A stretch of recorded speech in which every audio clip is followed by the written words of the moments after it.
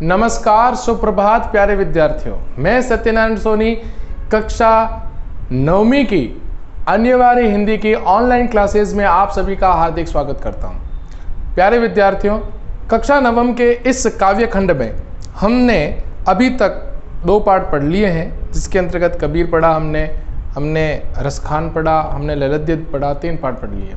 प्यारे विद्यार्थियों, ध्यान रखने योग्य बात यह है कि अब अपना अगला पाठ चल रहा है माखनलाल चतुर्वेदी। माखनलाल चतुर्वेदी की कविताएं राष्ट्रवाद से यानी राष्ट्रवाद से ओतप्रोत है, यानी राष्ट्र कवि की श्रेणी में ये आते हैं। इन्होंने जो भी कविताएं लिखी वो कविताएं राष्ट्र को समर्पित हैं। प्यारे विद्यार्थियों, जब भी अपन कभी किसी कवि के पाठ के बारे में पढ़ते हैं तो सबसे पहले अपन उसके जीवन परिचय के बारे में जरूर पढ़ते हैं। तो आइए पढ़ते हैं कोकिला कैदी और कोकिला, माखनलाल चतुर्वेदी द्वारा रचित प्रमुख कविता। प्यारे विद्यार्थियों, आधुनिक काल के अंतर्गत माखनलाल चतुर्वेदी का निर्धारण होता है, यानी हिंदी साहित्य के आधुनिक काल के प्रमुख कवि है। आधुनिक काल के प्रमुख कवि, आधुनिक काल के प्रमुख कवि और खड़ी बोली के हस्ताक्षर रहे हैं। खड़ी बोली के हस्ताक्षर रहे हैं। इनका जन्म 1889 होशंगाबाद में हुआ और मृत्यु 1968 ईस्वी में हुई। इनका पत्रकारिता में सबसे पहले, देखो ये बहुत कम उम्र में अध्यापक बन चुके थे, ठीक है ना। और इनकी जो पत्रकारिता थी, सबसे पहले इन्होंने प्रभा का संपादन किया, उसके बाद कर्मवीर और प्रताप नामक 2 महान पत्र पत्रिकाएं का संपादन किया। इनको हिंदी साहित्य में एक भारतीय आत्मा का कवि माना जाता है, यानी एक भारतीय आत्मा का अगर कहीं निवास करती है तो माखनलाल चतुर्वेदी की कविताओं में देखने को मिलती है।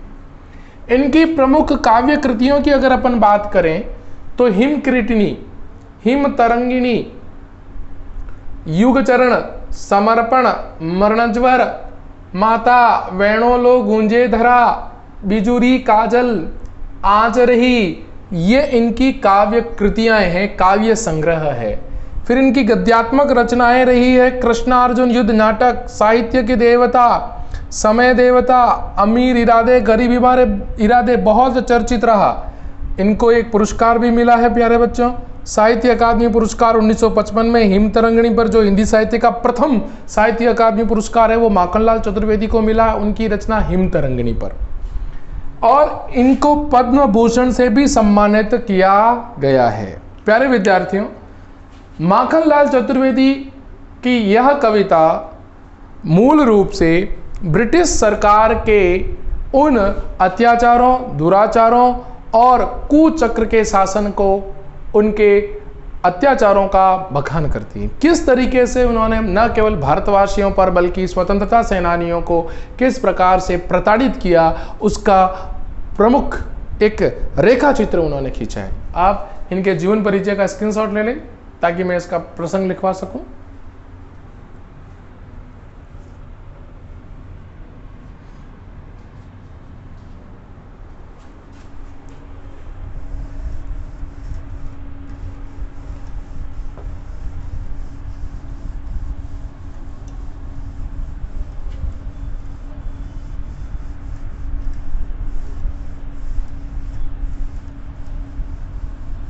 चलिए प्यारे बच्चों, अपन सबसे पहले इसका प्रसंग लिखते हैं। देखो, संदर्भ के बारे में तो हमने पहले भी चर्चा कर ली थी कि संदर्भ क्या है, ये मैंने आपको पहले भी बता दिया था।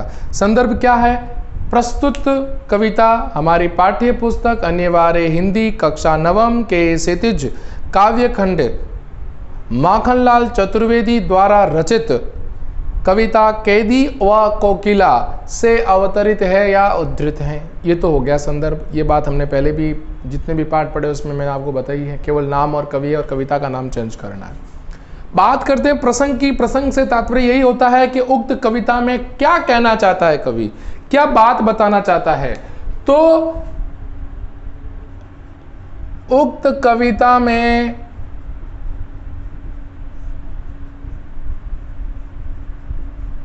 कवि माखनलाल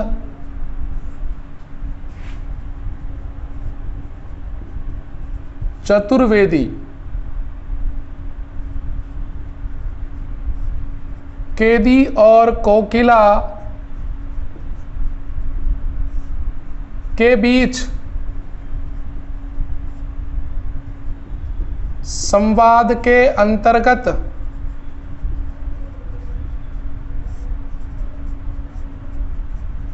ब्रिटिश शासन द्वारा न केवल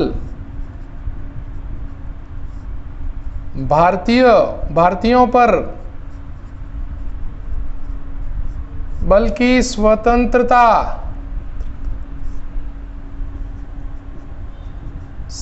सेनानियों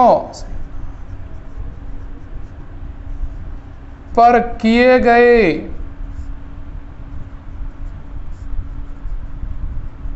अत्याचार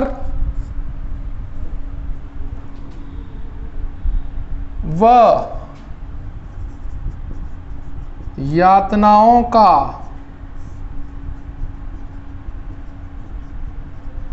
मार्मिक चित्रण प्रस्तुत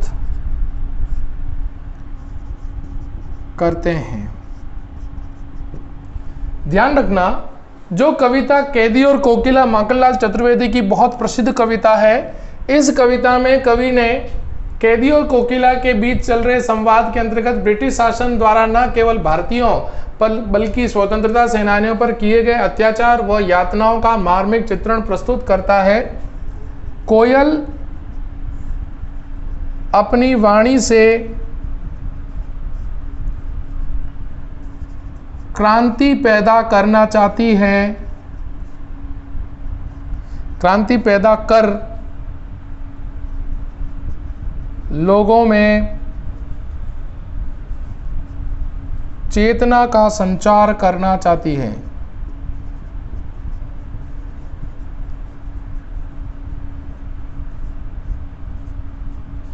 तो ये इसका प्रसंग हो गया।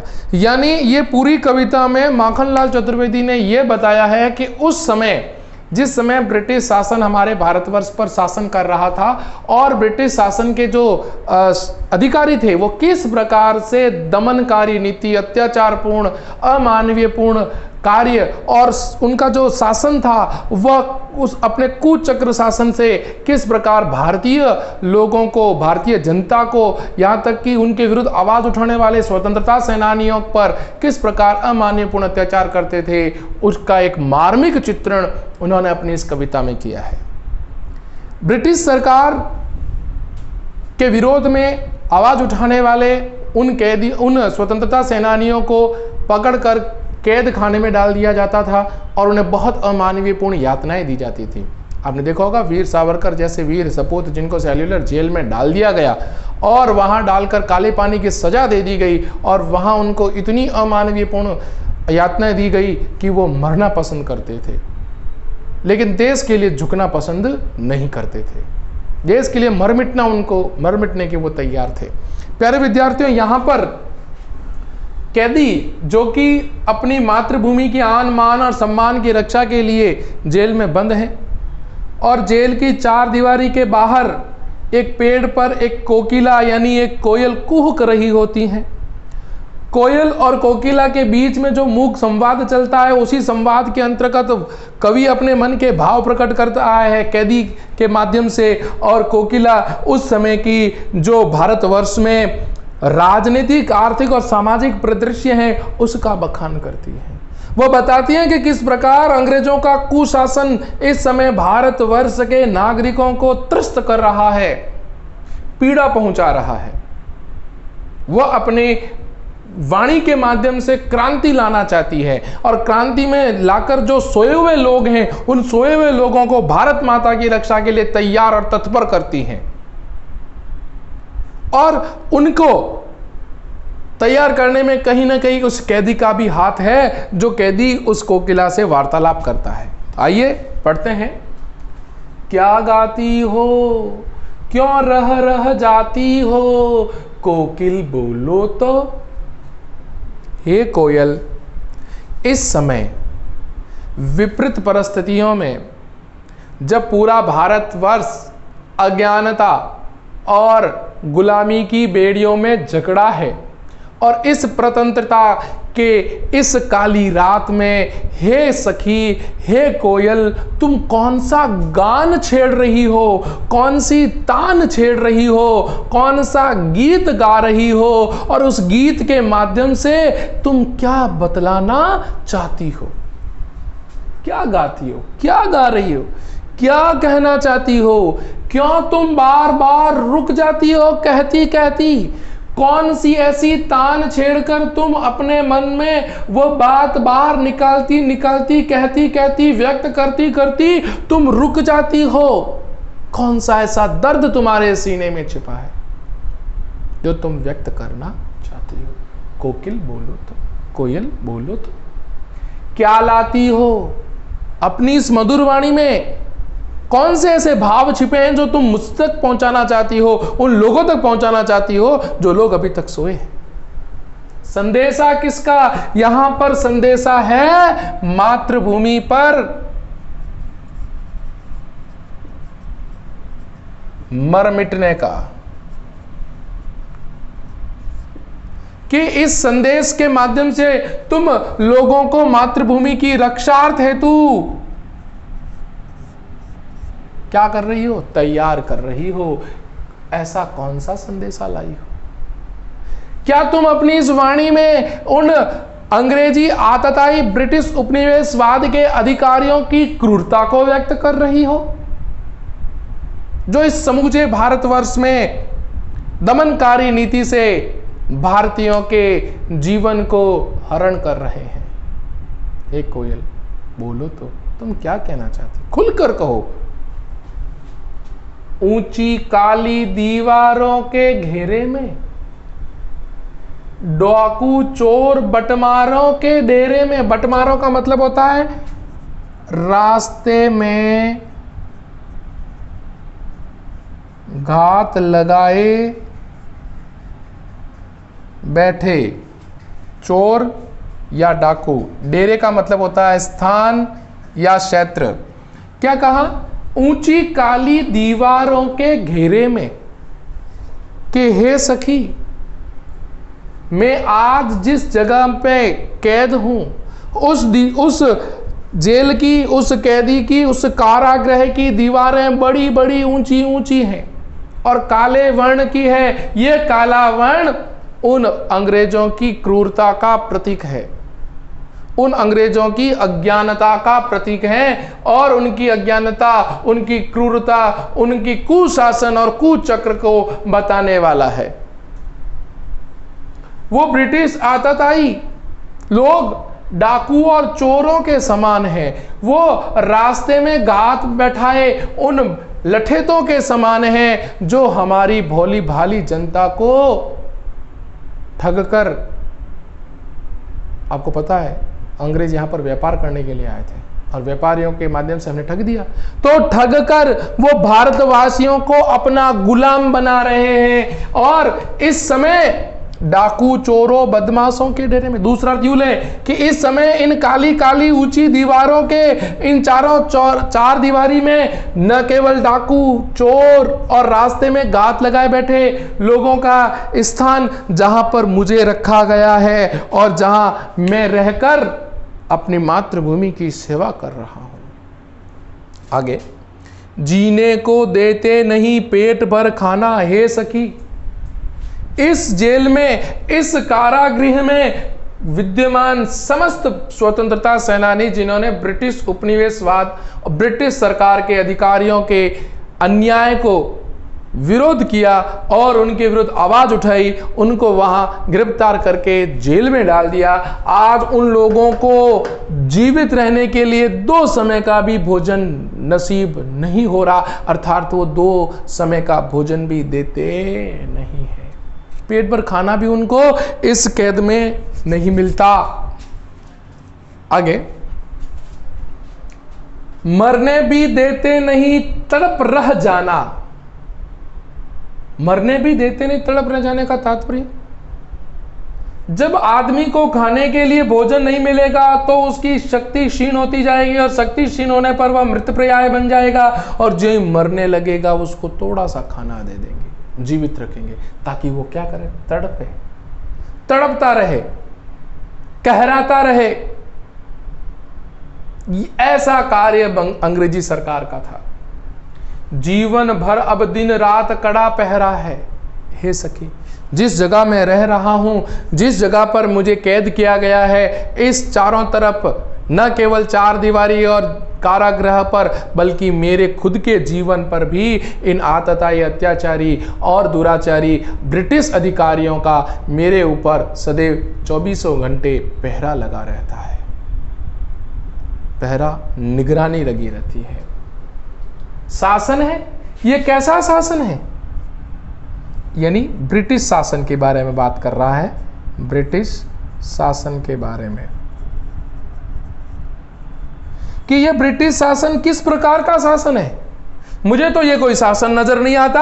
अरे ये तो उस अज्ञान या अंधेरा रूपी कुशासन है, बुरा शासन है, जिसका प्रभाव आज न केवल मेरे ऊपर बल्कि समूचे भारतवासियों या पूरे भारतवर्ष के लोगों पर दिखलाई देता है, मंडराता हुआ दिखाई देता है कि उनका अंधेरा रूपी ये कुशासन, ये ब्रिटिश शासन का अंधेरा रूपी कुशासन आज चारों तरफ पूरे भारतवासियों पर दिखलाई पड़ रहा है, दिखलाई दे रहा है।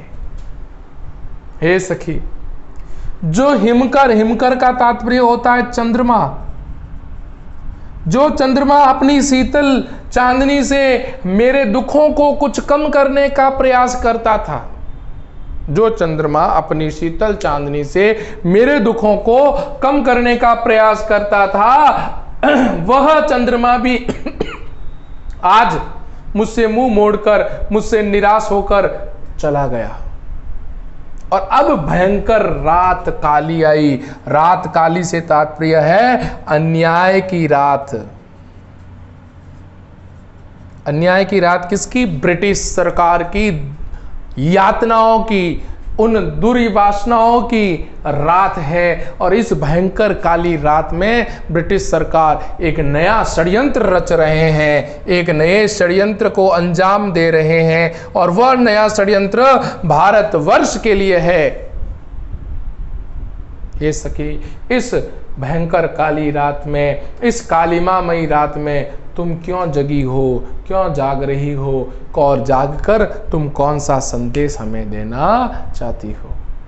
ये ब्रिटिश सरकार इस समय भयंकर काले अंधेरे की सरकार है, एक भयंकर काले अंधेरे की एक शासन है, जिससे लोगों का जीवन अज्ञान और अंधेरे से पूर्ण रूप से आप्लावित हो चुका है। ऐसी भयंकर काली रात में तुम कौन सा गीत गाने जा रही हो, कौन सा संगीत सुनाने जा रही हो, कौन सा गीत और संगीत के माध्यम से हमें संदेश देना चाहती हो? कोकिल बोलो तो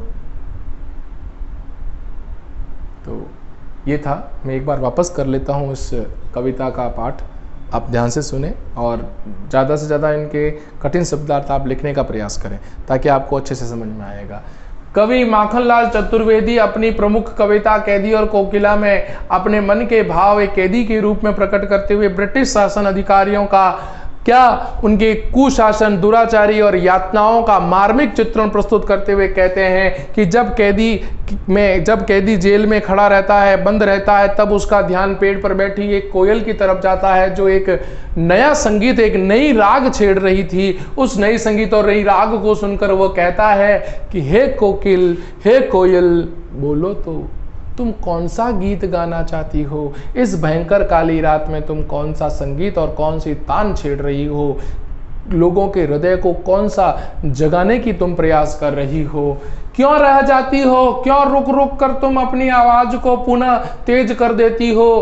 कोकिल बोलो तो, बताओ तो क्या बात है तेरे हृदय में, क्या बात छुपी है तेरे मन में?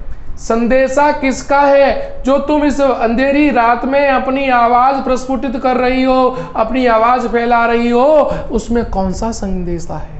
मुझे लग रहा है कि मातृभूमि इस समय गुलामी की दास्ता की बेड़ियों में पूर्ण रूप से जकड़ी हुई है, उसे मुक्त कराने की आवश्यकता है। और इस हेतु हम जैसे लोग मातृभूमि पर हंसते हंसते सिर चढ़ाने वाले हैं। तभी आज हमें इन ब्रिटिश क्रूरचक्र का सामना कर हमें इस प्रकार कैद में रहना पड़ रहा है। तुम जो लोग सोए हैं उन लोगों को मुझे लग रहा है तुम मातृभूमि पर मर मिटने के लिए तैयार कर रही हो। कोकिल बोलो तो। हे कोकिल, मैं जिस इस भयंकर काली काल कोठरी में जिस तरह से मैं गिरा हूं, ये ऊंची ऊंची काले करतूतें और ब्रिटिश सरकार के दोषपूर्ण कार्य चलाने वाला शासन की भाव को अभिव्यक्त करती है, जहां अनेक प्रकार के डाकू, चोर, रास्ते में घात बैठाए बैठे लठेत सब लोग इसी जगह विद्यमान रहते हैं, अर्थात सभी लोगों को यही बंदी बनाया गया है। ऐसे बंदी लोगों के साथ मैं भी, जो मातृभूमि का एक सेनानी है, रक्षार्थ करने वाला वीर सेनानी, उसको भी यहां रखा गया। अर्थात कवि यहां पर एक व्यंग्य भी कर रहा है कि ये डाकू, चोरों और बटमारों की सरकार, और उन सब के बीच मैं यहां पर बैठा हूं, मुझे यहां कैद करके रखा गया है। जीने को देते नहीं, यहां पर शासन करने वाले वो ब्रिटिश सरकार के अधिकारी यहां के कैदियों को जीवित रहने के भी समय नहीं देते, अर्थात 2 समय का खाना भी भरपेट नहीं मिलता। और भूख के मारे जब वो मरने लगते हैं या मृत प्राय होने लगते हैं, तब उसको जीवित रखने के लिए 2 रोटी दे देते हैं जिससे कि वो जीवित रह सके।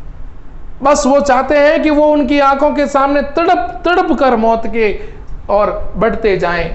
मरने भी देते नहीं, मरने भी नहीं देते, बस तड़पाते रहते हैं। जीवन भर अब दिन रात कड़ा पहरा है। हे सखी, मेरे इस जीवन पर ब्रिटिश अधिकारियों के द्वारा सदैव 24 घंटे निगरानी रखी जाती है। मेरे जीवन पर अब दिन रात कड़ा पहरा इस कुछ शासन का पहरा है। शासन है, कैसा शासन? ये ब्रिटिश शासन अधिकारी, ये ब्रिटिश शासन के बारे में शासन की बात कर रहा है। ये ब्रिटिश शासन शासन नहीं, अरे एक अंधेरा रूपी कुशासन है, एक अंधेरा रूपी कुशासन है, जिस कुशासन के माध्यम से भारतीय जनताओं को प्रताड़ित किया जा रहा है, उनके साथ अन्याय किया जा रहा है। अरे हे सखी, जो चंद्रमा सदैव शीतल छाया से मेरे हृदय के दुख को, दर्द को कम करने का प्रयास करता था, आज वह भी निराश होकर मुंह मोड़कर चला गया। अब भयंकर काली रात आ चुकी है, यानी इस समय भयंकर आतताई, दुष्टा, अत्याचारी लोगों की भयंकर कुशासन की, षड्यंत्र की रात आ चुकी है, जिसमें वो एक नया षड्यंत्र मातृभूमि के प्रति, भारतवर्ष के प्रति रच रहे हैं। इस समय, इस भयंकर असमय, बुरे समय में, इस कालिमामयी रात में, जहां चारों तरफ अंग्रेजों का काला शासन फैला हुआ है, उस काले शासन में हे सखी केवल तुम ही क्यों जगी हो? और तुम जगकर अपने स्वर से, अपने मृदुल स्वर से ऐसा कौन सा संगीत छेड़ रही हो, ऐसी कौन सी राग तुमने लगा रखी है जिससे कि जीवन जीने का थोड़ा सा आसरा लगता है? ऐसे कौन सी तुम बात, ऐसी कौन सी राग लगा रखी हो कि उस राग के माध्यम से तुम भारतवर्ष के सोए हुए उन नौजवानों को जगाने का प्रयास कर रही हो, जो भारतवर्ष को इस गुलामी की दास्ता से आजाद कराए। हे सखी, तुम कौन सा संदेश मुझे देना चाहती हो? तो ये थी कैदी और कोकिला का प्रथम चरण जो हमने पढ़ा। माखनलाल चतुर्वेदी की बहुत ही अनुपम कृति है और आशा करता हूँ आपके समझ में आई होगी। प्यारे बच्चों, आप अधिक से अधिक इस वीडियो को देखें, पूरा वीडियो देखें, कठिन शब्दार्थ लिखें, कवि परिचय, लेखक परिचय याद करें तथा हर एक वीडियो को देखकर इस समय जो पढ़ाई का समय है सदुपयोग करें तथा मेरे इस YouTube चैनल को अधिक से अधिक लाइक, सब्सक्राइब, शेयर कर बेल आइकन पर क्लिक करें ताकि आपको समय रहते 9th क्लास के सभी अनिवार्य हिंदी की वीडियो मिल जाए। अपन अगले चरण में कैदी और कोकिला के दूसरा जो पढ़ेंगे पद। तब तक के लिए नमस्कार।